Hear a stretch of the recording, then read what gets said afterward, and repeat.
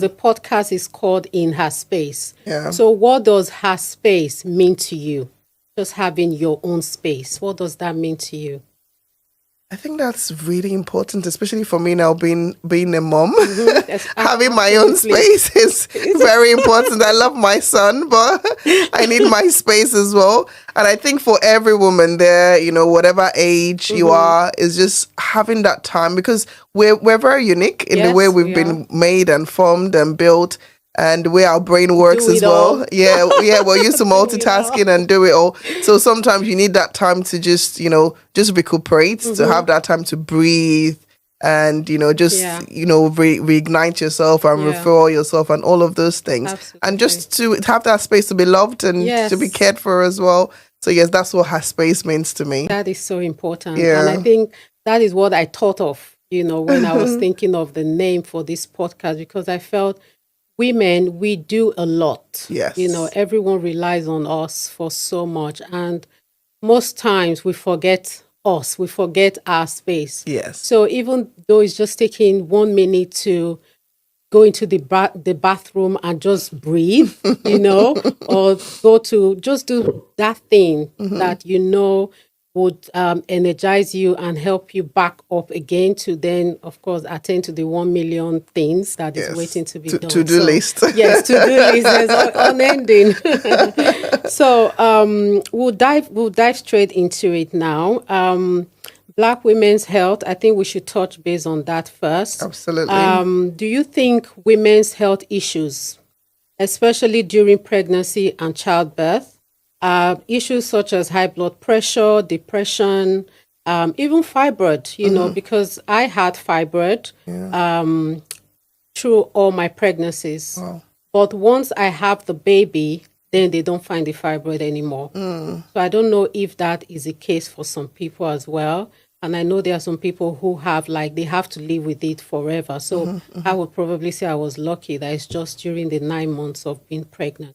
Yeah. So what do you think, and what do you think we can do to alleviate some of those issues? So you've mentioned a lot there, and the first thing to say is that I do agree there's not a lot being done for women, and we know especially Black women, looking at the statistics, Yes. the statistics show that there's some improvement. In 2018, it was about, Black women were 5 times more likely to die in childbirth. Now it's about 3 times more likely, but it's still high because it still shows that there's some disparities for Black women and for women generally. Issues are not really taken seriously. Yeah. And that's really important because I was saying, and I people ask me questions all the time.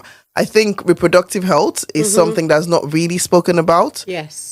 Because it doesn't just start when you're pregnant or postpartum. It starts before that. Because as we know, these days, obviously, people choose not to have children, which is absolutely fine. But majority of women still would like to have children. Yeah. Unfortunately, they're not educated about the issues that happen during pregnancy. Yeah. And that's why we end up with all of these issues you mentioned during pregnancy, hypertension, diabetes, all of those things, which, in some cases can be harmful. Yeah, very harmful if it's not managed correctly as well. Yeah. So what do we need to do? Especially as women, what do we need to do in preparation for those issues so that they don't come up? Yes. Is it healthy living? Is it, what do we need to do? Especially high blood pressure, depression. Yes. There are so many women who go through severe depression while pregnant and even after having the baby. And, when I used to hear that before being a mom, I would always think, but why? You have your child now. That should be happy. You should be happy. Yes. I didn't understand the depth of how, I just couldn't understand how it could happen. Yes. I personally have not experienced any depression after birth because I've had support. Yes. When I had my kids, my mom would come and live with me. My mother-in-law would come. My husband, very handsome. I don't even see the baby most of the time. Yeah. They do everything. So, and I know that support is so important for, mothers. Yeah. What do you have to say about that? I think maybe let's try and split it up into physical problems, and then we'll talk about the mental health problem. Yeah. They're both very important. Yes. One of the things you mentioned was hypertension. Okay, and how can we prevent that from happening? As we know, some people are at higher risk of having hypertension.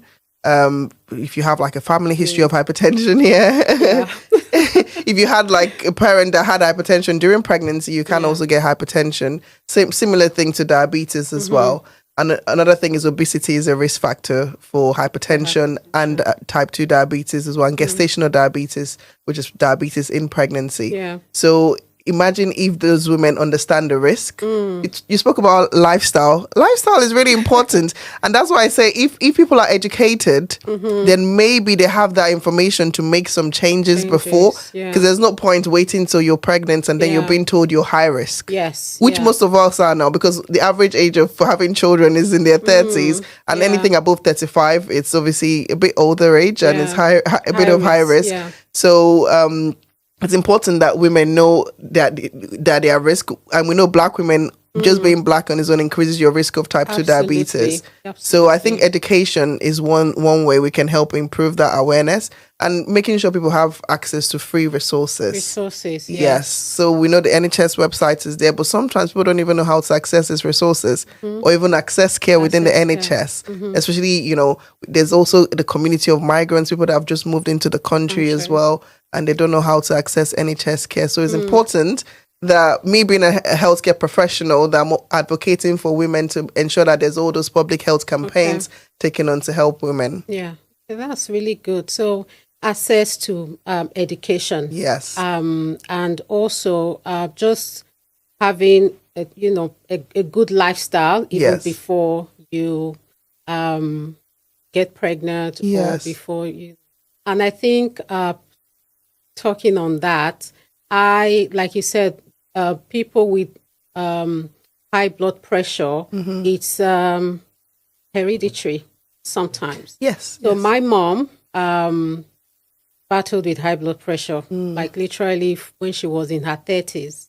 And when I'm pregnant, I do get extra monitor. So they monitor me a little bit more because of that. Yes. And they put me on they have different categories of pregnant women. So I'm always in the high risk one because of blood pressure. So sometimes because they manage it well, but after having my kids now, then I now started having issues with high blood pressure. Which is and I work out, I eat well, I exercise, I do everything. And the first day the doctor told me that your blood pressure has been really high for the past few months, and is not fluctuating the way we expect it to be. I literally busted out cry. I was crying in the doctor's office. I said, I do everything. I eat well. I exercise. I'm in the gym 4 to 5 days a week. What's the why? And then she just said, well, based on your history, your mom did have high blood pressure. So that's probably where it's from. So I definitely get that. And that has made me even more determined to live longer for my kids. You've raised an important point there. That strong family history. And you mentioned, one thing you mentioned, your mom had it in her 30s. So that's quite early. Because, for women, most times the risk of blood pressure increases when you're postmenopausal or in your 50s. So your mom having it in her 30s, that's significant. And in that case, in some cases, we actually would do further investigations to find out, because sometimes there are underlying problems like kidney problems that might be triggering high blood pressure. So that's important that, it's even important to know your family history to start with. And then in that way, you can speak to your healthcare professional, like your GP. It might be that they do further investigations, especially if you're having high blood pressure at that early age. That's really good to know. So let's talk about fibroid. Yes. We can't escape it. We can't escape that. And then we'll move on. So, what's your advice with women, Black women, especially dealing with, severe cases of fibroid? And to my knowledge, I know a few people who they've told that they can't even have children ever in their life because they have fibroid. What would you tell those women? I think it's very unlikely that you will never be able to have children with fibroid. I think the first thing to say with fibroids, let me explain what fibroid is. Well, it's Please, first assuming of all, everyone yes, knows what exactly. fibroid Yes, is. yes. So fibroid is where when you have a growth, usually of muscle or tissue, like smooth muscle or tissue, in the womb. Okay, it can be in different locations. It can be inside the lining of the womb, or on the outside of the womb, or it can be in the muscle of the womb. Yeah. Depending on the location, that would determine what symptoms you have. So for Okay. some people, that might be heavy periods, painful periods, pressure symptoms like, urinating frequently. You might have constipation. And again, it can affect fertility depending on the location of the fibroids. The useful thing for women to know is that, first of all, fibroid is common in Black women. Yes, it is. Okay. I mean, if you look at the research, for most Black women, by the time you're 50, 80% of Black women, so that's like 4 in 5 Black women would have fibroid. And we have fibroids at a very young age. We have multiple fibroids, large fibroids. We're likely to have symptoms of fibroids and even complications from fibroids. And it can complicate pregnancies. However, the good thing is that there are treatment options. And I think that's where sometimes people don't know how to navigate the system. So if you still want to have children, you can. Obviously, it might make things a bit tricky, but you can actually have surgery to have the fibroids removed. So you don't need to have your womb removed. So they would specifically remove the fibroids. Okay. I mean, it might mean that there's risk of other things. So it might mean that you might have to have a C-section. I had fibroid removal actually as well. And it meant I had needed to have C-section because I already had surgery, which means you're high risk. You need to be monitored closely. You need to have a pregnancy plan and a delivery plan. But I think in this day and age, it's very unlikely that, unless it's really, really, really large fibroids and they've had to go in and it's caused a lot of damage, it's very unlikely that most women would not have children. So on a whole, I think more women with fibroids, if it's removed, if it's done properly, if the surgery is done properly, most likely you could go on to have healthy babies. Okay, so they need to get pregnant maybe a few months after the surgery, right? Because fibroids tend to grow. So you can have surgery, and then if you're not pregnant, this fibroid can grow back again. Fibroid is interesting because in some cases it grows during pregnancy, and in some cases it doesn't. So some cases it actually shrinks during pregnancy. So every fibroid behaves differently. And like I said, it depends on the location of the fibroid as well. If the fibroid is outside the womb, so what we call the subserosal fibroid, then very unlikely it would affect pregnancy actually. So it's important. That's why it's important that, go to your doctors, let them do a scan. Usually it'll be an ultrasound scan to look at the location of the fibroid, the size of the fibroid. Obviously, if it's really large fibroids, and the advice would be to have surgery before. But there are options. Okay. Yeah. So what causes fibroid? I think that's what I want to know. Because if we just know what the cause is, then we would do something about it, right? Something about it. If it's food that we're eating, as Africans, our food is very, different. Oil and all the cholesterol and all that. And I know some people say, it's probably because of our food. But what do you think is the cause? To be honest, the honest answer is that we don't actually know. And I think that's one area where we've not had a lot of research. Firstly, it's something affecting women and it's also affecting Black women. So there's not a lot of research funded in that area. There are some things that have been proposed, I know people talk about things like, eating beef, like red meats, can increase that. There are studies that show, again, they're not really strong studies. It's not, but there's links potentially to eating red meat. Okay. There's links to using chemicals. I know there's talks about hair relaxers, which a lot of Black women use. And even things from even plastics, all the chemicals from plastics that can modify our genes. We don't. There's not one thing, but literally everything. Everything. So what are we going to do? I know. I think what we can do is to fund research. I think what we need is research, because otherwise we're just going to be assuming and guessing and Great to have to actually do a proper research about it, because it's affecting women. And we are mothers, and we populate the world. Do you understand? Absolutely. And if it's affecting us and our sisters, our friends, I feel that it needs to be looked into more. Yeah.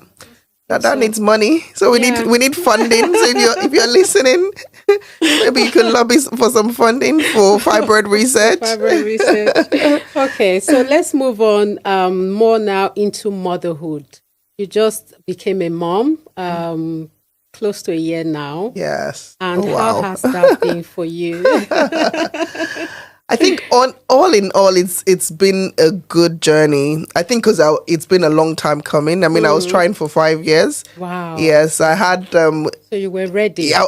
Well, not fully ready. I don't think you can be 100% ready, but I was excited about the adventure of having a child because I'd waited so long, and I had like miscarriages, like pregnancy losses. So eventually when it was here, I was like, oh, I need to enjoy this moment. But again, motherhood comes with some of its challenges. Yes. I think that comes to my next question. Yeah. So what is it that no one told you about motherhood that you're now experiencing being a mom? Oh my God. how your senses, I think you become hyper aware about everything. I see myself waking up at 9, just checking he's breathing okay. He's okay. Just checking on him all the time. You're just constant. I mean, usually we're used to multitasking as women anyways, but constantly your brain is just working. It's time to pick him up. It's time to do this. It's time to just constantly working. Yeah. But I think the difficult journey I had was at the start. Like the first couple of weeks, breastfeeding. Oh my God. Sleepless nights. Oh my God. The cracked nipples. Tell me about it. No one prepares you for that. The sleepless nights, yes. I tell people that enjoy your sleep before you have kids. Once you've had kids, you're not sleeping again. And I'm not saying that just because the kids will grow to maybe like 5, 6. How many? I have 3 kids now. Wow. 14, 11 and 3. Yeah. And I cannot remember the day I went to bed at maybe 9 or even 10. Yeah. Because you still have homework to do. Sometimes it's running, you have to iron their uniform. You have to, so it's constantly your day is constantly full. You wake up, you sleep, Yeah. And so I definitely understand that. Do you also feel that the society puts a lot of pressure on mothers? Absolutely. Absolutely perfect. Absolutely. I think like we're talking about there's that pressure that once you have a child, everyone should be happy. Yeah. And I think society thinks that every woman is, naturally a nurturer. Yes, a nurturer. But unfortunately, not everyone is, because sometimes it depends on how you've been brought up. It just depends on how you are, your character, your personality.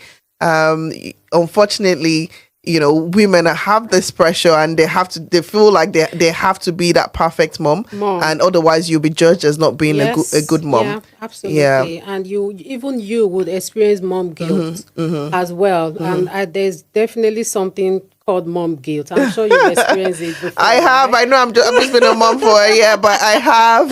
Like when you leave the child, you're like, oh, I shouldn't have left this child, whatever. And I think at the beginning, when I had my daughter, my first daughter, I used to, but with time, I was like, I need me for me to be the best version of myself for this girl. And because my husband and I, we like to do holiday once every year, just the two of us. Oh, that's and really good. We've done that since we got married.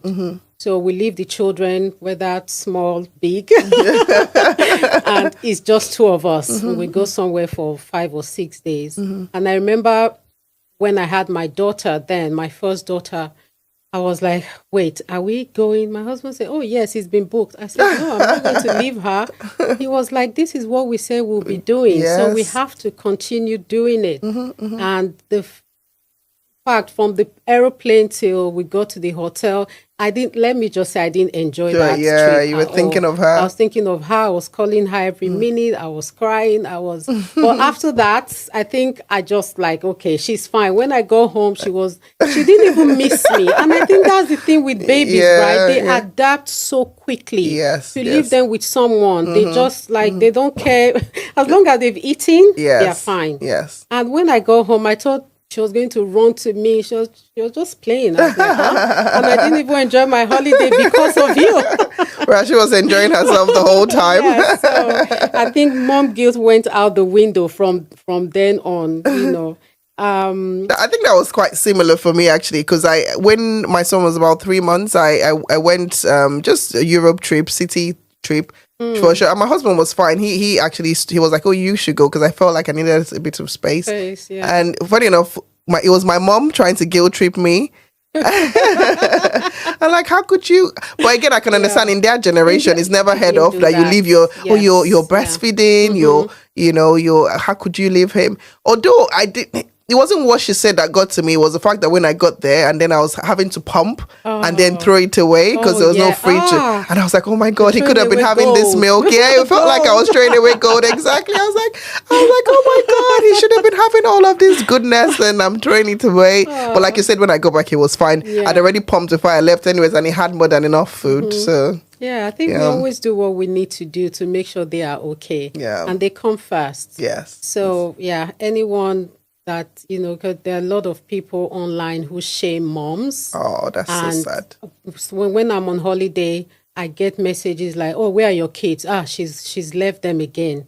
Your kids should come first before your husband, your kids, and I get all those sort of silly messages. And when you look at them, sometimes they are not married, so they don't know. They don't understand. They are ignorant. And, I think one of the things that I have pushed in my channel or on my Instagram especially is self-care, self-love. Yes, definitely. And you have to pour into yourself before you can pour into anyone else. Absolutely. Whether kid, husband, anybody. So your children want you to be the best version of yourself. And how are you going to be the best version of yourself if you don't? Yeah. I'm glad you said that because, sometimes we use children as excuse. And that's what I've learned not to, especially when it comes to your own health. Yes. Going back to health, sometimes like people are like, how do you have time? Because I still make sure I try and exercise at least 4 times a week. Yeah. Like, how do you make sure you exercise? I'm like, it's important, because you want to be well, you want to be healthy, to look after your children even when you're 50, to look after the grandchildren once they start coming. So all of those things are important because if it's a priority to you, you would create time for it. And I think that, and I know it's difficult for some moms, really single moms, where you don't, because I just live in my home with this dad, but I know it can be tough, but I think that's where we need to come in and support other women to make sure that they're also, trying to access their best life, having that time and that space. Yes, and there are some gyms as well that have like nurseries. Or creche. Where you can leave your children. I know I used to do that as well with my kids when they were much smaller, and that really helped because when my husband goes to work and I want to go, I just drop them there. They play, they learn.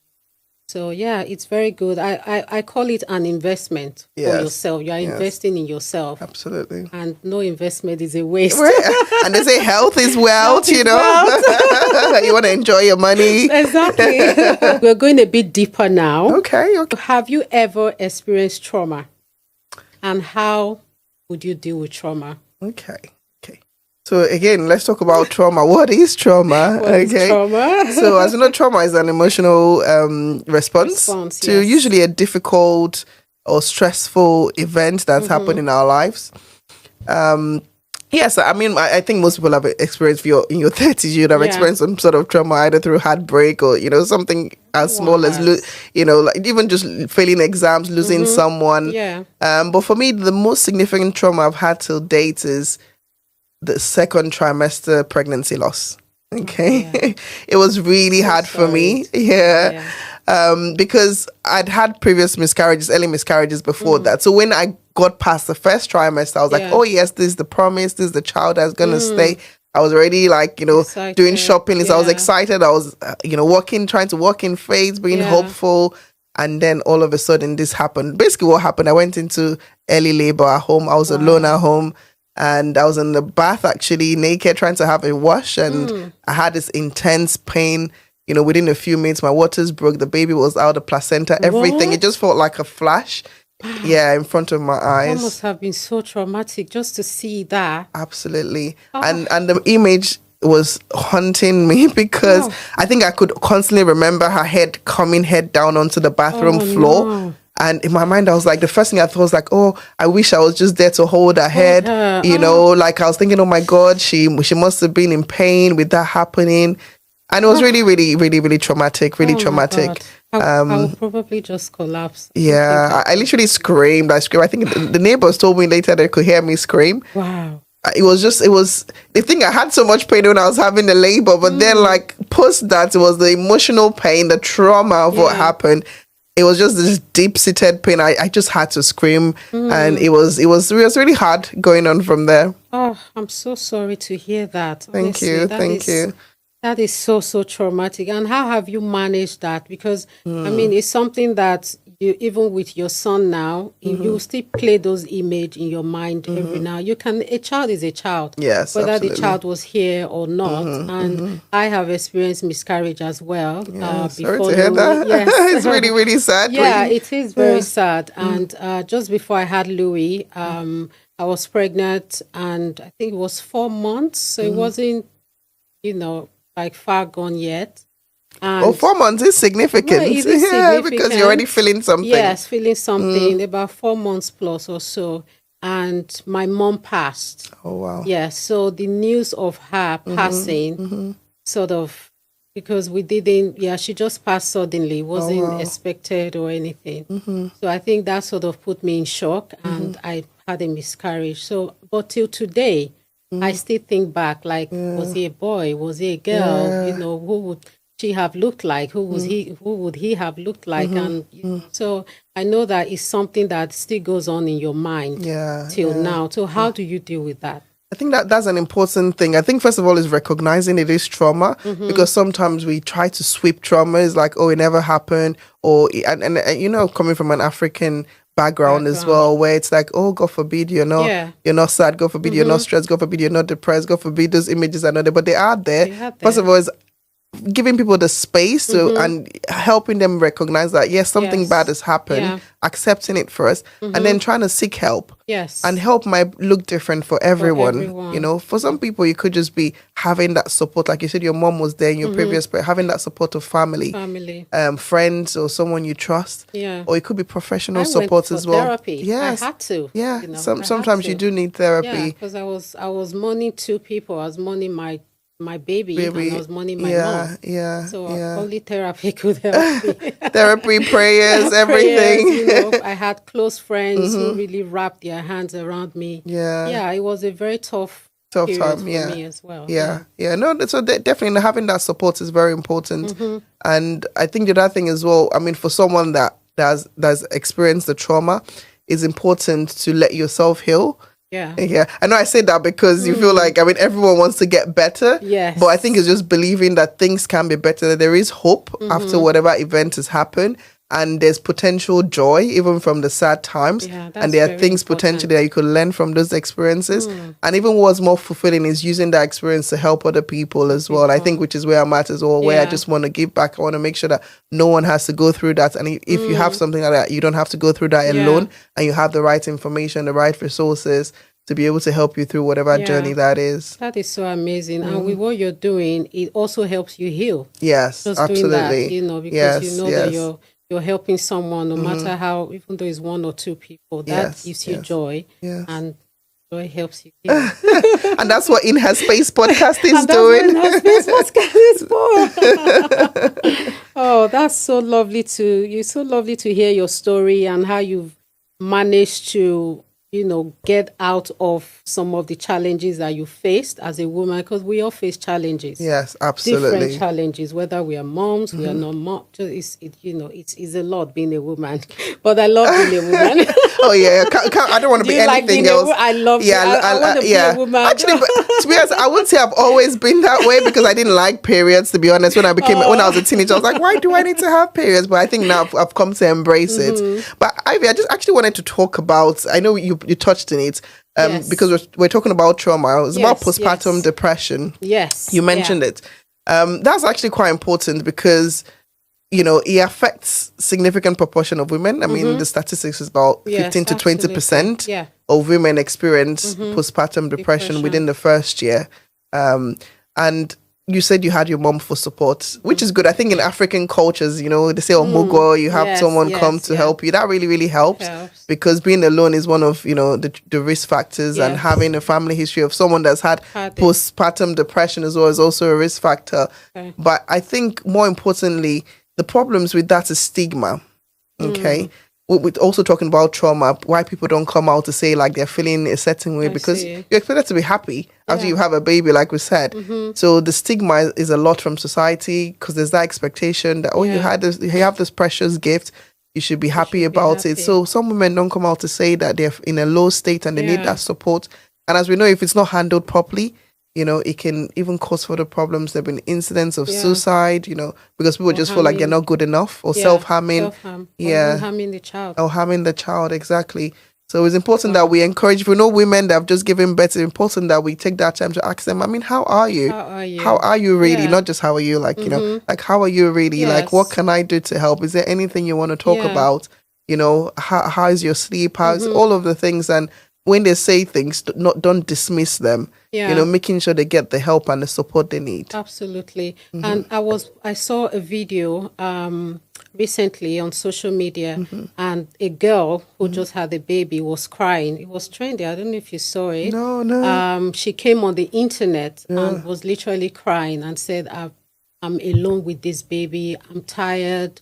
I haven't slept for at least 5 days straight. And she really cried in that video. I wish I could hug her and just tell her you'll be okay, And I think what happened was her brother lived in another country. Okay. And then the brother saw the video online. Yes. Okay. And the brother was like, every time they speak, this girl says, I'm fine. Yeah. Like he speaks with her every single morning. And she's, how are you? I'm okay. How is the baby? I'm okay. Just seeing this now, and I think it goes back to what you said. Like a lot of people, they deal with it personally. They don't want to talk about it because of the shame and he was like, I'm booking my flight. And he then did a video that he's with her. Oh, wow, okay. Yeah, he's taking some time off work to go and support her for 14 days, which is, even one day helps. Yes. I think you said that, because I think for women, having just given birth not long ago, it's important that you have that, face-to-face connection, someone like where you can, if you want to sleep, you can hand the baby over to them, because I know obviously we're in a virtual world, but unfortunately some support virtual support is not enough. It's not enough. These women, I'm saying, including myself, we need someone that would actually, because if someone asks me over the phone if I'm okay, especially if I don't know if they really want to come up, I'll probably say I'm okay, depending on who I'm speaking to, right? But as opposed to someone coming and say, I'm here, what can I help you do? While you go and get some rest, which my mother-in-law is very good at doing, actually. So good. That is so important. If you're listening to this and you have any friend that just had a baby, don't assume that they are fine. Yes. Your family member, just pick up the call. Whether even if sometimes they may tell you, don't worry, I'm okay. Tell them I'm still coming. Yes. Anyway. Yes. And go there, take the baby from them 1 hour, let them go have a nap or just have a shower or something. Every little helps. Absolutely. And I think if we can do that as a community, there will be less issues of depression and anxiety, and women just feeling alone in this journey. It's not supposed to be like that. It shouldn't be that way. Days, we had our parents had a village. Yes. If you have a child, like the whole village raises that child. Exactly. Back in the days, we don't really have that anymore now, but we can still do as much as we can to support each other. Every little helps, like you said. Helps. Every little helps. That little nap, you don't know what that nap is. I know, that nap can solve, a lot of problems. A lot. So what advice would you give to anybody who wants to be a doctor? What advice would you give to any woman listening to this, or anybody who wants a career in the medical field? I think the first thing to say, well, that's good that some people are still thinking of being doctors. We need you, because I'm going to get old as well. I need a doctor. I need good doctors too. But I think the first thing, the thing with what's happening in the age we're living in, that people know that they can do other things. You can do other things and still be successful. Yes. So it's important that if you still choose to do medicine, that you take that time to do your research to make sure that it's for you. Okay, but I know when you're 16, because you have to decide quite early, to decide what kind of course you do, your A-levels and university and all of those things. sometimes it's hard to know. Yes. The thing is, if you end up in medicine, it won't be that bad. Even if you don't end up practicing it, it's not a disaster, because you learn about the human body, you learn about the human mind, you learn a lot about other things. But in terms of personality wise, I would say to be a doctor, ideally you should be a good listener. Okay. You should be inquisitive. You're almost like I see myself as an FBI agent, trying to figure out what's going on. Tell me more. Because that's a good way to help, because a lot of it is in the history. Really we do examinations these days, we do scans and the rest of it, but ultimately it's what the patient tells you. That's what you use to help them. So it's important that you're a good listener, you're patient enough to listen.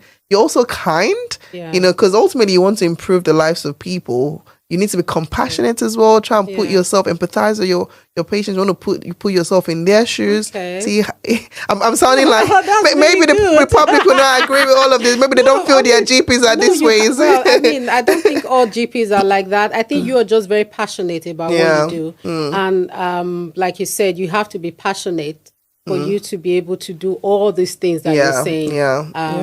So I don't think ultimately you want to improve types of GPs, not all of them. Well, like support your GPs. They might be going through a lot as well, with little funding, we have to talk about these things, but yeah. I think, and you need to have some sort of quest for science and knowledge seeking, because it's constant learning, and you need to know that you're going to sacrifice some of your time, to be a doctor. You might not see your friends and parents the way you want to, or party the way you want to, especially in your youth. So all of those things has to be put into context. And you need to just be a people person too. Yes, you need to like people. Although saying that, when you say doctor, the thing with medicine, there are different roles. As a GP, definitely you need to, be a people's person. But you could end up in the labs if you don't want to be a people's person. You can end up, looking at scans. So there are different roles. For doctors. But I think ultimately, once you go into medicine, you would find a specialty that also works for your personality. Okay, that's a really, really useful insight. I think we've actually digged into a lot of some of the topics that I really wanted to discuss with you today. We have a few more, and then, I'll let you go. That's okay. I could talk about women's health, Black maternal health all day long. Yeah. Okay. What advice would you give to women from ethnic backgrounds that can substantially improve their health and lifestyle? Okay. That's a very good question. Based on all the topics, everything was spoken about today. Yes. I think for women from minority ethnic groups, including Black women, I think it's important to learn how to, first of all, have a bit of knowledge, because knowledge is power. And sometimes you don't need to go into too much detail, but at least know what's happening with your body. Sometimes you might have to write down your symptoms to be able to articulate it properly. And then once you know what's happening to you, you need to advocate for yourself. And I'm not saying that because even as a doctor, I also have to advocate for myself. And it shouldn't be the way. It shouldn't be that way. I think ultimately, you should go to healthcare professionals and you get the help that you need. But unfortunately, the world it's not programmed that way. So it's important that you can advocate for yourself. If you feel like something is wrong or you're not happy about something, speak up. If you're still not happy, you can get a second opinion. If genuinely you don't feel like your questions have been answered or you've got the right support you need, and talk to other women. It's amazing how, because part of the problem within our culture is that people hide things a lot. Miscarriages, you don't want to talk about it. So many things you just hide and hide and hide and hide. But even IVF. When I went through IVF treatment a few years ago, I didn't know anyone that has gone because nobody talks about it. You just come give testimony. I have a child, in our community. Whereas in other communities, they talk about it and they support each other. And I think that's one of the reasons why I spoke about it online. And I was very vocal about it because I thought, why is no one talking about it? Considering that a lot of us are actually, I haven't done IVF, but a lot of Black women do IVF because we're having children later as well. Mine didn't work out, but I would have wished someone told me that expect this, expect that, the injections, how you feel, nobody told me. I had to learn along the way. So you're very, very spot on. You're right. We need to be more open. We need to share. what we learned within our communities. Yeah. And we need to support each other. To support each other. We need to support each other. Yeah. I'm going to stress that. We need to support each other as women, especially in our community. We need more of that. We need more of, sisterhood. Absolutely. Yes. Like community. Support your friends, support the people around you, try and form new circles, try and form new friendships, know. And I think one of the things I also notice about our community is we are very comfortable where we are comfortable. Oh, yes. Staying within your comfort zone. Yes, that's if true. you have certain friends, those will be your certain friends.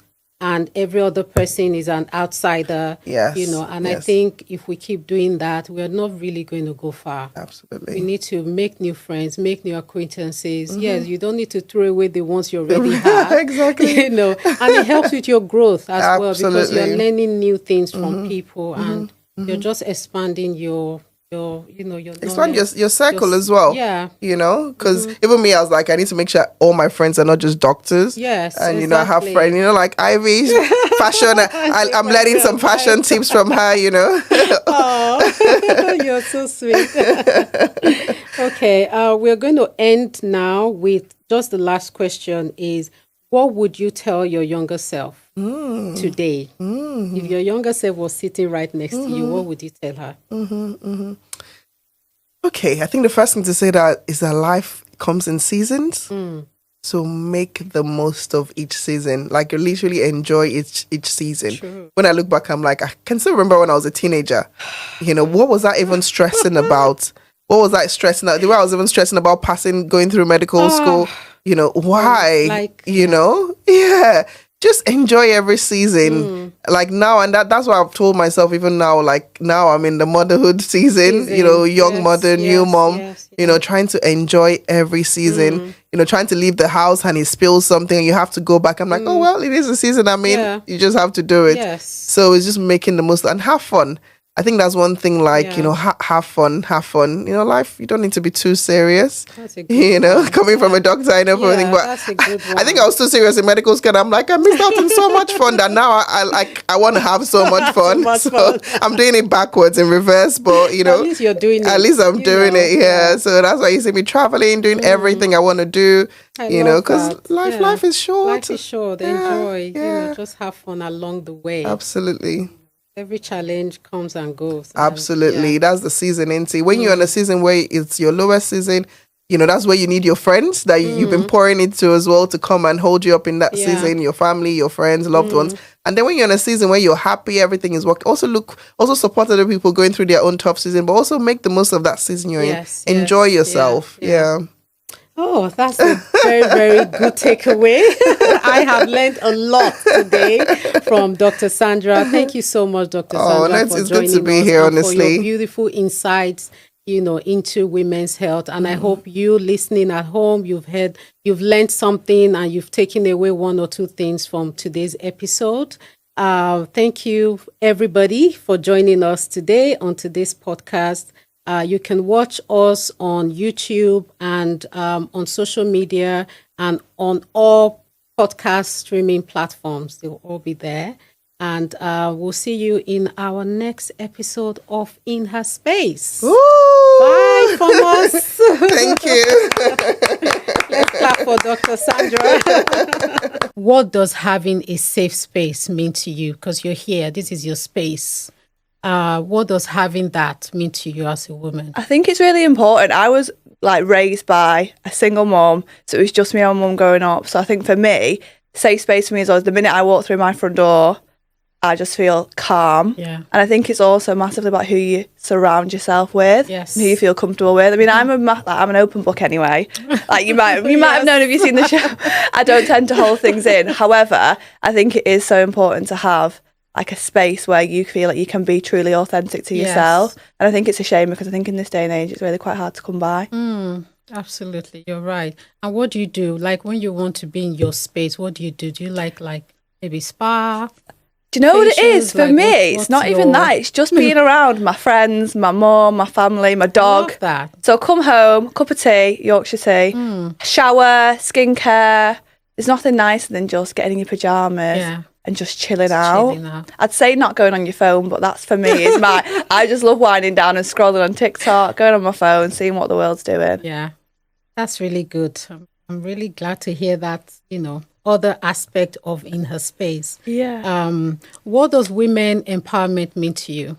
I think women empowerment to me means being confident, walking into a room and owning that room, not being afraid. I think sometimes, especially in the industry you're in, it can be quite overwhelming. Yeah. You can walk into somewhere and feel quite small. So I think the energy that you radiate to other people can be like life-changing in that sense. And I think that's for me something that I've always wanted to kind of be, is like this strong woman. I was raised by one. I want to be one.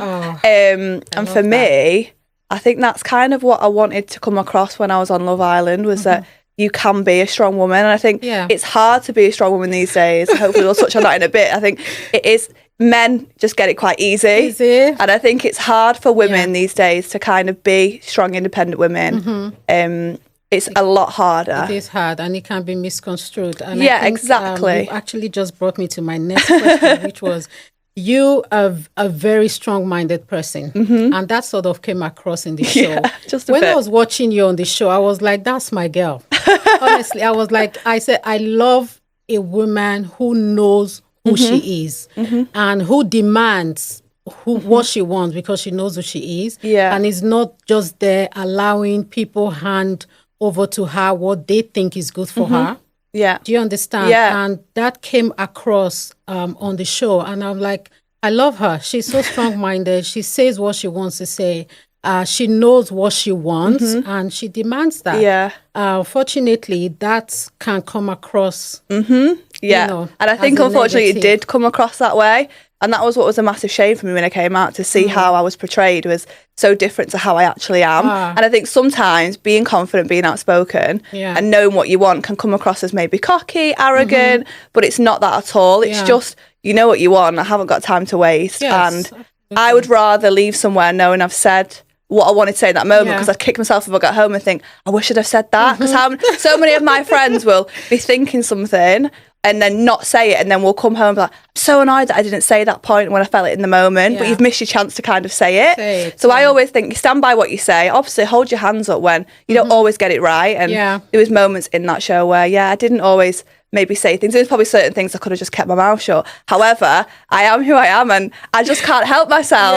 If I have to say what I'm thinking. You have to say, and that's what the show is about. It's supposed to be for authenticity, and you showed who you are. You didn't go there to play games or to be someone that you're not, just for the purpose of being on the show. And I think that's maybe sometimes people do go on that show and they're probably a bit cleverer than me, and maybe they are a bit more reserved and they know how to play that game. But where I used to work at Marks and Spencer's, I didn't have a clue what I was going into when I signed up for that show. And I think where maybe other people were able to play that game a little bit better, maybe it worked better for them when they came out and the perception they had. But I was authentic to myself, and none of my friends or family looked at me and said, you weren't the same person when you went on that show. Everyone said you were well and truly yourself through and through, and that's all that matters to me, is my family and friends' opinions of me, and that's not changed. So that's the most thing that I'm most happy about. Please don't change. I don't think I ever could. We need more authentic people in this world. Even though you've experienced some criticism, you've also experienced some praise as well. So how have you sort of managed that? I think when I came out, it was a lot harder than it is now. When I came out, I would say I'm so strong, and I wouldn't say that it affected me as much as maybe it affected some people, the negativity, but naturally, of course, it's not nice reading things about you that you know aren't true. And I think when I came out, because it was so intense and because there were so many stories written about me which I felt were untrue, I kind of felt like I was backed into a corner. I couldn't do right for doing wrong. I couldn't say what I actually thought because I was living in fear of upsetting anybody. Whereas now, obviously, as time's gone on, I feel like I'm ready to kind of speak the truth and say, actually, what was shown of me wasn't an accurate representation of how I am. And everyone who's met me since always says, you're actually a really nice person. And I think it's funny because I always take offence to that. But actually, everyone says, how many people do you meet in the industry and you think, I thought they were going to be really nice, and actually they're not very nice. So maybe it's better that I've come out to a bit of negativity, because then when people meet me, I can change people's perceptions. But it is hard because you go to events, you go on, like when we first met, you're thinking, are people thinking, oh God, she's going to be awful, she's not going to be a nice person. And it's not nice walking into a room thinking that people maybe are thinking that. Yes, absolutely. But I'm just, you know, keep on going to events, keep on meeting people in the industry, and I'll just slowly, hopefully, change people's perceptions of me and realise that actually it wasn't what people saw on the show. Yeah. And I think a lot of editing went into that. Absolutely. As well. And that's the thing with shows. There has to be TV a villain, shows. you know? Yes, exactly. There always has to be a villain. And unfortunately, it was me. But take from it what you will. It's, you know, it's made me rememberable, and people walk down the street and people still recognise me, which is amazing. Yeah. And there's obviously, on side of that, there's been some amazing people. Like, I have so many people that come up to me and say, I'm so glad that you were the way you were, and, you know, I want my children to be like you when they grow up, and that's incredible. My daughter actually told me, Mom, the day you interview Jessica, I want to be there. I want to go to school. I'm like, I mean, that's just, but that's like so overwhelming to me to think that people have that opinion. Like, it's crazy, given the fact that a year ago, no one knew who I was, and I was just living life so normal, that now to think that I've had that impact is absolutely incredible. You have. So yeah, it's amazing. And like I say, the kind messages don't go unnoticed. I try and reply to as many as possible. Yeah. And obviously the negative ones that I think just unfortunately, as wrong as it is part and parcel of being in this industry. Part of it. And everyone gets it. But I think when you come out, I was so focused on, especially my mum, she was like, you're getting so many bad stuff. And obviously it's so sad for her to see because it's my daughter. But I think seeing All Stars and the press that everybody gets, I think she's now come out of it and realised it's not just you that was getting it, it's everyone. Doesn't make it right, but it isn't just me that gets it. These people are really sad people. I wouldn't dream of commenting on a 25-year-old on a girl's post, the things that people post, but unfortunately that's just what makes people tick. But territory. And like you said, you have to focus on the positive. Absolutely. No matter how good you are, people are going to find something to say. And it's just a real shame, you know? And I feel sorry for them. And I'm in a place where I'm quite humorous. I can laugh at myself. I can take a joke. So some of the things that people say I do find quite funny. But equally, it doesn't make it right. Yeah. And sometimes you're in a bad day and it can hurt and it can upset you. But for the most part, me and my friends can just sit there and laugh at the comments because some of them are quite good. You know, you're quite inventive, some of them. I think, God, you've really thought hard into that one. That. And type that. Yeah, exactly. But yeah, it is what it is. Yeah, it is what it is. I mean, focus on the positive one because a lot of people adore you out there. My daughter, one of them. Me, one of them. Thank you. Meeting you for the first time, you know, you were literally so warm and so welcoming and so amazing. So anyone who has something negative to say, please go drink some water. Yeah, exactly. Go and have a night out with your friends. I don't know. Do something. There's more things in world than basing an opinion off a reality TV show. I think we all need to put into perspective. And that's the most important thing. Just be yourself. Absolutely. Okay, let's leave that a little bit and, you know, talk about something else. Are you currently dating? Because I know a lot of people want to know. I want to know. At the moment, I'm just enjoying life. I think it's harder in this industry when you are, because it's kind of questioning, are people there for the right intentions? Yes. Are they not? And it's hard because you want to trust someone, but you don't know whether are they just dating you because you've been on Love Island and also I think it's hard because you have that feeling. You don't want people to think, oh, she thinks she's really good because she's been on a TV show. Like I get quite overwhelmed by it. So I think it's really hard. I think people think you go on that show and you're going to come out and have loads of attention. I think men were probably scared of me seeing how I came across on that show. So I think some men are quite scared to approach me because they probably think, oh, she's going to eat me alive. But also I just find it really hard, and I think a lot of my friends as well who've come off the show as well, we all kind of are finding it hard, but I'm definitely, you know, looking for someone. I want to settle down. All my friends have got kids, so married. Absolutely, yeah. Okay, that's good. She's open. Shoot your shot. Go in my DMs are dry. Yeah, go in my DM. You've been very open about your fitness journey and your body transformation. Yeah. And how has embracing a healthier lifestyle influenced your self-esteem and your outlook on life? And what would you advise, you know, for me, I think I hadn't even realised how much weight I'd put on. I mean, I was by no means big in that sense, but for me, I put like 2 stone on. I mean, I was in a 6-year relationship, and I think when you're comfortable with somebody, you just don't really care. You kind of just eating all the time, and you kind of forget what you look like. And I just remember one morning looking at myself in the mirror and thinking, oh my goodness, you've put so much weight on. And I just wasn't happy. I didn't feel confident. I never went out. And then luckily for me, my best friend was a PT and she just qualified. And she was like, we'll work together and we'll do this. And I think one thing I would say, I think it's so much easier when you're starting off, because I didn't know what to do in the gym. I had no clue. So just to go into a gym for me would have been really overwhelming. But having a PT who was a friend who I felt comfortable with made it so much easier for me, and having that support. So I think for me, the confidence at losing, I think I lost 2 stone in total. For me, it was life changing. 2 stones? In how long? It was around about 1.5 years I did it in. Wow. And I just got this like new wave of confidence. I mean, I've always been a confident person, but I think you do naturally just lose it in your clothes, because I love fashion, and I just became like, nothing looked nice on me, in my opinion. And I think when I lost it all, trying on clothes again and feeling like you look sexy again, that was so liberating for me. And walking in the room and not having my shoulders hunched in because I was embarrassed. That was like the turning point for me. But I would definitely say that I think if anyone who's looking to do it because it changes your life, feeling confident. But do it maybe with that personal trainer, because going into a gym is so, when you're seeing everybody and they've got 6 packs and they look incredible and you haven't got a clue what you're doing on any of the machines, which was me. But now it's just part and parcel of my routine. I mean, don't get me wrong, I've done not as much as I did before going in Love Island. You kind of fall off the wagon a little bit, but like exercise and healthy. Thank you so much. Amazing. But I definitely think it does wonders for not only your mental health, but feel how you feel. Like there's nothing better than feeling sexy in clothes. Honestly, there's nothing better. No. And I did that as well.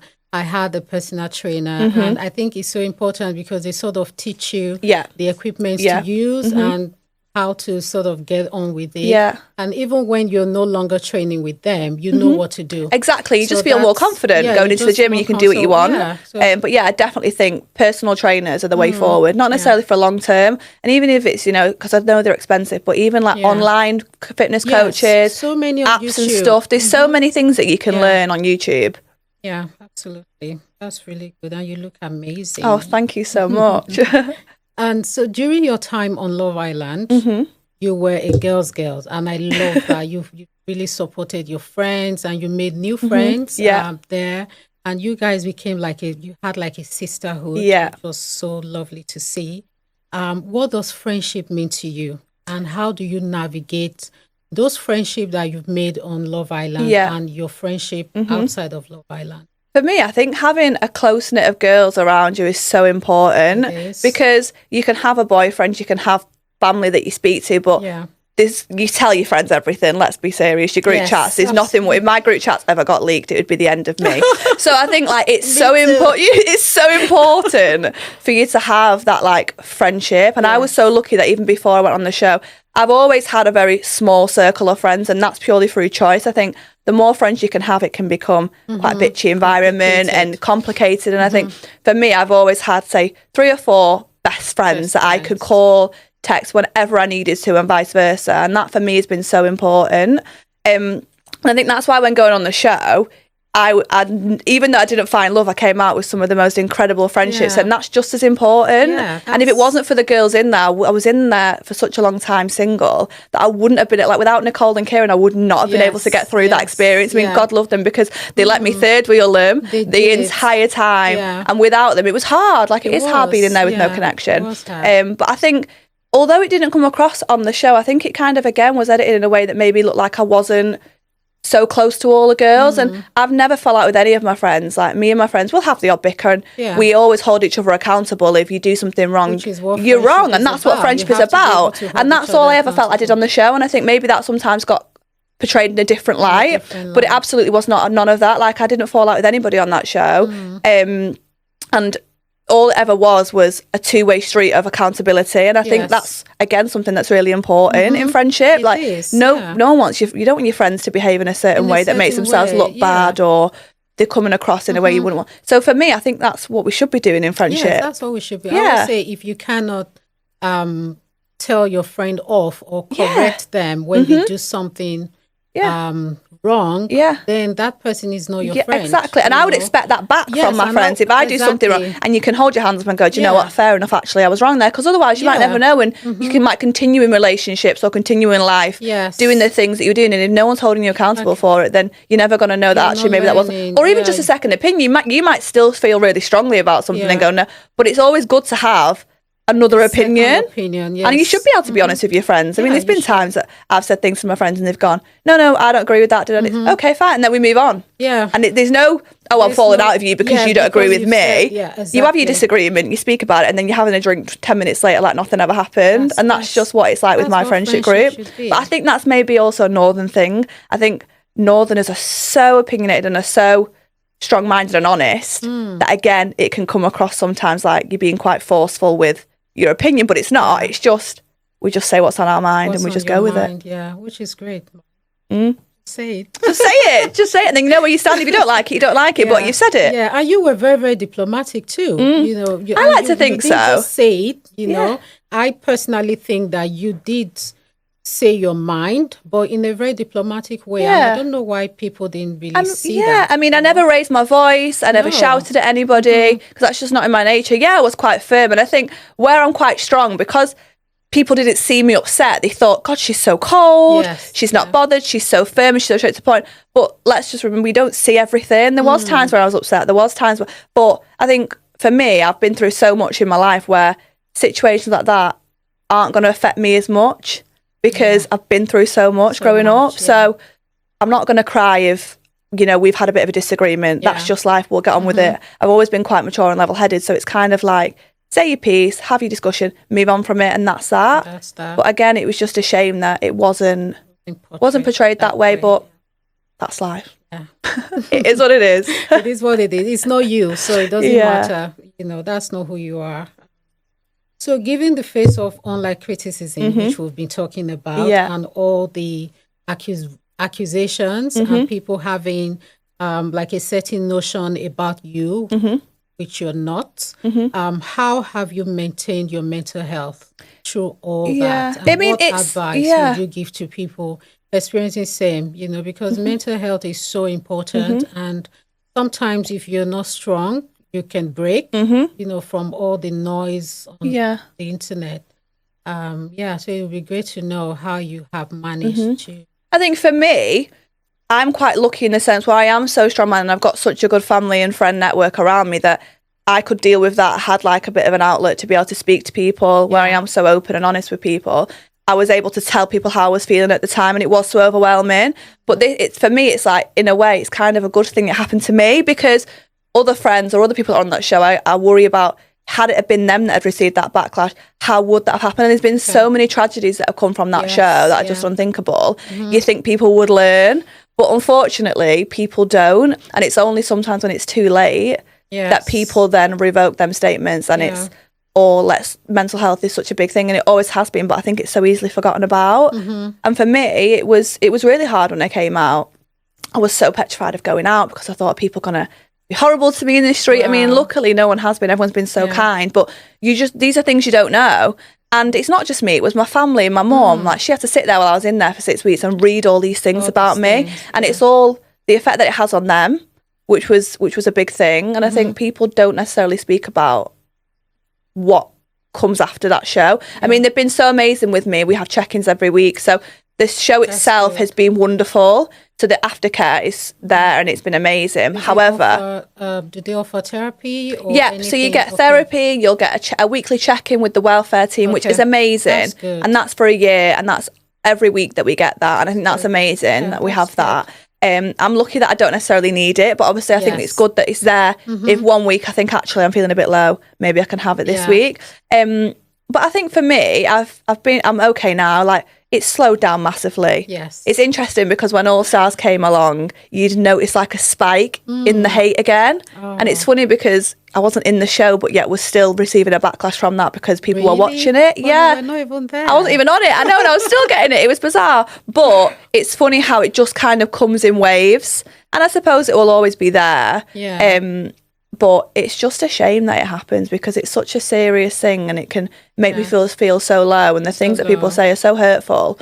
Like I say, I'm strong, so I kind of I can just kind of push Keep it back being and just strong. laugh at it. But it shouldn't have to be that way. Yeah, it shouldn't have It to shouldn't be have that to way at be. all. And No. I can tell why you're strong, because that's not you. Yeah. And that's the thing. I and know think myself. yes, you know yourself. Yeah, and I'm confident in that. If it's not you, you just see it as noise. Yeah. And really, it's noise because that's not you. So, Yeah. of course, it can still affect you. It's just frustrating, if anything, because it's like, again, where I kind of felt like I had to be silenced because I didn't want to say anything wrong because I thought it'd be in the papers. Anything I say is going to be criticised. I can't do right for doing wrong. It's kind of like I was backed into a corner where I couldn't say anything. But it's so frustrating because you just want to scream at the top of your lungs like, this is not true. This is not who I am. And that's what my family and friends wanted to do. And I was like, don't you dare write that comment back to them. Like, don't do it. But it is really hard because you just want to scream from the rooftops like, you've got this so wrong. Yeah. But you can't because you don't gain anything by it. Scream if you want. Yeah. To join you for a big scream. Yeah.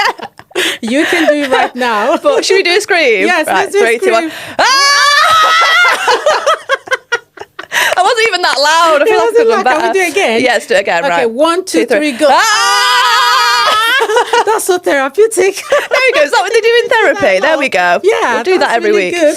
But yeah, I just think sometimes it is so frustrating. But you'll never win with these people, so just let them carry on. Of course.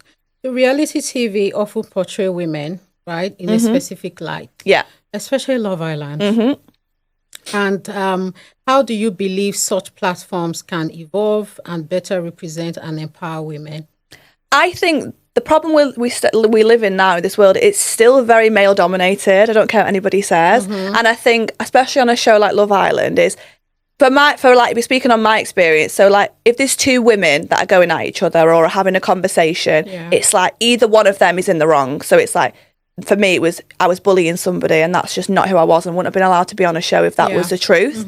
But if it was two men, it would be, way, let's go, let's having a big argument. It's brilliant. But two women, or a woman being vocal, or a woman having an opinion, is kind of, in the industry we're in, is you've got too much to say, you're too opinionated, you shouldn't be saying that, I wish you'd just be quiet. But if it's a man, it's like praise, and it's like, woo, come on, give him some, let's do it, And I just think that's where there's still a lot of work to be done. Because I do think that women are torn down for being strong, independent, but it's what we're all saying women should be. But then when we've got a woman that is like that, it's like, no, she's got too much to say, she's got too much an opinion. And I think on a reality show like that, it comes across even more so, where it's championed with a man, but then with a woman, it's, oh, she's annoying. I wouldn't want her as my girlfriend. And I think I wouldn't want you as my boyfriend. But anyway, so it's just kind of like, for me, I think there's still a lot of work to be done. There is still a lot of work to be done. And I think women need to support women more, right? I mean, if you could tell from, let's say, 10% of the people that were sort of bullying you online, do you think they were women or men? Women. Exactly. Women tearing down women. Exactly. I don't get any in my Instagram or on my comments. It might be the odd male man, but most of the time it's women, and it's actually grown women who are old enough to be my mum. And I think to myself, if I knew that my mum was sitting at home trolling girls that were the same age as her daughter, I would be mortified. I'll be mortified. And I just don't get it. I really don't get it. Why do women tear women down? Tear women down. Every single comment I've had that is negative, it's a woman. It's a woman. Why? And we don't see men doing that to men. Men don't do. Men aren't bothered, are they? Yeah, they are not bothered. They are actually thinking about how to help each other level up, and and women are still tearing women down at this age and time. Yeah. We need to do better. Yeah, I 100% agree. We're supposed to be supporting each other, lifting each other up, put our hands around each other, not tear each other down, because we are the same species. I know. It's a shame, but I mean, on the other foot, I meet some women and I think, God, you are just remarkable. And there is so many amazing women that do that. There are. However, there's that percentage of people that are maybe are unhappy. I don't know what it is. I don't think like that, and I'm not around people that think like that. So I can't understand and get in their mindset of why they want to do it. All I can think is they must be really unhappy. Which is a real shame, because, I'm so happy in myself and the place that I'm at in my life, that there's always going to be someone in the world that's got more than you, or that's doing better than you. But there's always going to be someone who's looking at you in admiration, thinking, God, I wish I had what they had. So why would we ever be jealous of people? I don't get that. Exactly. Just be content with your own absolutely. life. So how do you plan to use your platform, Post Love Island, to advocate for issues you're passionate about, particularly those affecting young women? For me, I just want to continue showcasing the kind of person that I am. And even if I know I might not be everybody's cup of tea, and that's just what makes the world go around. But for me, if I can show a few young women that by being confident, being outspoken, speaking your mind and doing it with confidence, that isn't wrong to do that. And that's what I'm just going to continue doing. And that's why I'm not going to shy away when people are telling me they don't like what I'm doing or they don't want to see my stuff. If you don't like it, unfollow it, that's fine. But I'm not going to stop doing that because people are telling me. Because for that 1% of people that are enjoying the content that I'm putting out or that are messaging me saying, you were amazing, you know, you inspired me to do this or do that. That's the reason why I'm going to continue doing it. And not only that, just to make myself proud and to make my family and friends proud. I don't ever want to change that because that's who they know me for. And I would hate for them to look at me and go, she's really changed since coming into this industry. I always want to remain truthful to myself. And that's one thing I always say to friends, please keep me in check. And if ever you see me becoming someone that I'm not, I mean, no doubt they would 100% tell me within seconds. It's good to know that. I would not ever want to change. So for me, I'm just going to continue doing what I'm doing now, speaking out and being who I am. And hopefully that's enough. That's good. And how do you balance your life? Maintain that balance and privacy as well. It's hard because you've obviously put yourself out there to the entire world to see. So then people just expect that they have rights to every aspect of your life. And I think it's difficult because we have so many influencers now that do share everything. Like, look at Molly May, she's so successful, but she has shared every bit of her life. The good and now the bad has to be spoken about because that's what people want to see. So it's kind of hard to like navigate how much do you want to put out there. It's like if you were to meet somebody, would you want to put that out there? Because the minute you put that out there, people want to find out more. They want to know who you're dating. They want to know who that person is. They want to find fault in it. And they want more. They want more. When you stop putting up more, they don't like you because you've done it. So it's just that balance, isn't it, of trying to find out. And I think for me, I'm still like in such early process of like navigating that. And I think as you get older and the more you know that I do, I'll start to find out just how much I do want to put out there and what I want to keep more private. Again, I'm an open book anyway, so I'm saying this now, but I probably will share every element of my life because it doesn't bother me. I'm happy with that. I'll tell someone in the pub my entire life story that I've just met 5 minutes ago. So I'm not someone that keeps it close to my chest. But I do think you have to be quite sensible about the things you do share because not everyone has the best intentions of what you're telling them. Absolutely. And sometimes you learn it the hard way. Every stage of your life is different. You know, with me, I did share a lot. You know, my kids, I literally had my kids online. From birth, even when I had a miscarriage and everything, I shared it online. And then, but recently, I've now cut back from sharing much about my kids. And my people didn't like that. Have they been asking you in your comments? Yes. And the reason why I cut back is they call themselves online mom of my kids, my own kids. So when I post anything, they're like, oh, for example, my little one, my Louis, when I post photo of him, you see people saying, oh, you shouldn't have worn him that shirt. He's cold. He should be covered.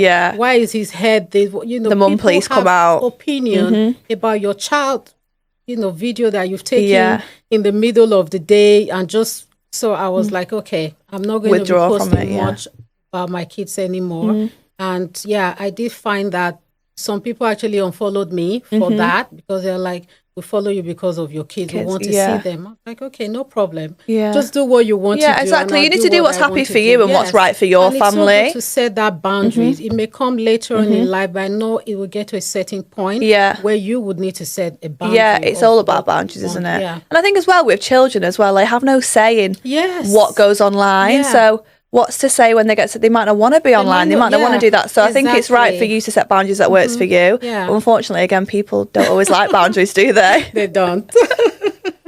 So Jessica, what do you want to be remembered for? What do you want when you think of your legacy? What do you want your legacy to be?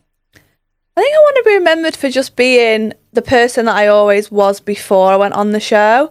You know, a kind, considerate family person, and all I'm really doing this for is to just make my family proud and make my mum proud. And if I can you know, if she can sit there and go, wow, what you did, because it was such a big risk doing what I did. Yes. And if you can go, you know, actually it's paid off. It was worth the risk that you took. Yeah. That's the most important thing for me.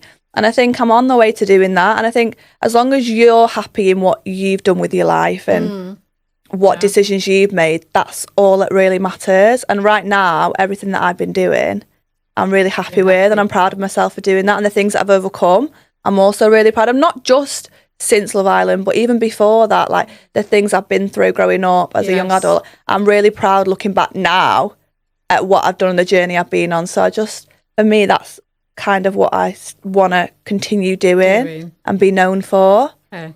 That's really good. And I love that. What does self-love look like to you? Self-love to me, This stage of your life. I think it's being confident in yourself, knowing that you can walk into a room on your own and you are worthy of being there. Yeah. I think being on your own is also such a big thing, because I think in past relationships you can get quite attached, and I think you can almost feel like you need that person there. Yes. Whereas now I'm so protective of my own space, because it's such a gift to have that and just to be at your own, like with your own thoughts. Yeah. So to me, that is something that's so important. And I think being happy, Yes. you know, just being happiness is like the key to. I know it sounds corny, but it's true. Like if you're happy, it doesn't matter. And if you've got your health, they're the most important things. And at the moment, all them things are kind of in line for me. Absolutely. You've talked so much about your mom. I think every single question I've asked you, you've mentioned your mom.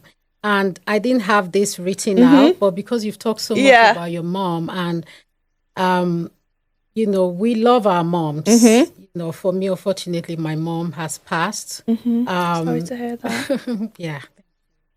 What would you like to tell your mom right now? Do you know, she will be made up that you've mentioned this, because she's Hello, so proud. Mom. Hi, Mom. Your She's called daughter is Sue. so proud of you. I think for me, I would want to say to Mum how grateful I am for her, because I grew up, my dad was in my life, he's passed away now, but he was always there. He was always there, but never present. And I think I probably don't give her credit enough for just how much of a good job she did. Because it wasn't for my mum, I wouldn't be the person I am today. She taught me like to set boundaries. She taught me to speak my mind. And we were literally, we're best friends. And that's why for me, I don't ever need anybody else, because the things I tell my mum, I don't think most people would tell their mum. Like my mum knows more about my friends than their mums know about them. But that's for me is the best thing. And we've got like the most incredible relationship ever. And that will just be how it is forever. I mean, bless my stepdad, because he's amazing, but he knows I always come first. And likewise, my mum will always come first in my world. But yeah, she's my best friend. She knows it anyway, but she absolutely is my best friend. I'm going to give you another 1 minute. I will call it Mom Appreciation Minute. So go on. Just appreciate your mom for 1 minute. Yeah, okay. So she's kind. She's beautiful. She is generous, thoughtful.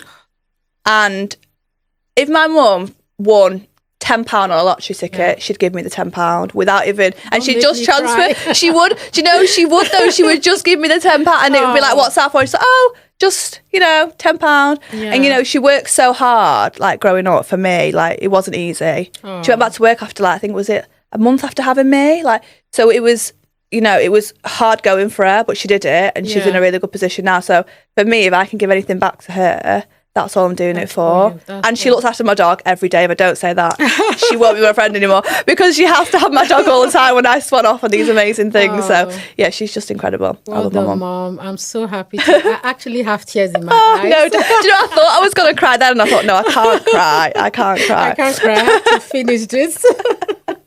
Oh, that's so sweet. That's the sweetest thing we've had today. Lastly, what would you tell your younger self? If your younger self was sitting next to you right now, what would you tell your younger self? I would say it's going to be okay. I think when you're young, you can think something that now is so minor is the worst thing in the world. And you can think, how am I ever in relationships, friendships, when they maybe break up or you fall out, you think, how is this ever going to be okay? Yeah. And you kind of can't see past that tunnel vision. But I would just say it will be okay. And what's meant for you will never pass you by. And there's always something better coming, because I look at where, if you'd have told me 10 years ago that I was going to be on Love Island, I'd have said, that's absolute nonsense. It's not going to happen. But the way that my life's changed is incredible. Yeah. And everything that happened has led me to this point. So I would just say, don't stress too much because it will be okay. As long as you've got your health and you're happy, everything will be okay. Yeah. And I think we take that for granted sometimes. Yes, yeah. I think we're constantly chasing something thing. else. Yeah. I mean, I'm so guilty of that, don't get me wrong. Like, I get something, I'm like, right, what can I do next? But I think that's kind of just a mindset that I'm in of, I always want more. And I think that's a good thing to be. But I think it's sometimes just slowing yourself down and thinking, just live a bit more in that moment and be present. Yeah, absolutely. Oh, that was so beautiful. It was so lovely having you here today. Thank you so much, Jessica, for joining us. We've really, really enjoyed this episode. And a few tears, I saw you holding yours back, and I've had to hold mine back. But this was a very beautiful episode. So thank you so, so much for coming. Everyone for joining today's podcast. You can watch and listen on our social media channels, including YouTube and all podcast streaming platforms. Remember to subscribe, share, like, and let us know your thoughts about today's episode. And I'll see you guys in my next episode. Remember, it's your space. Thank you. Bye. Bye. We have a clap.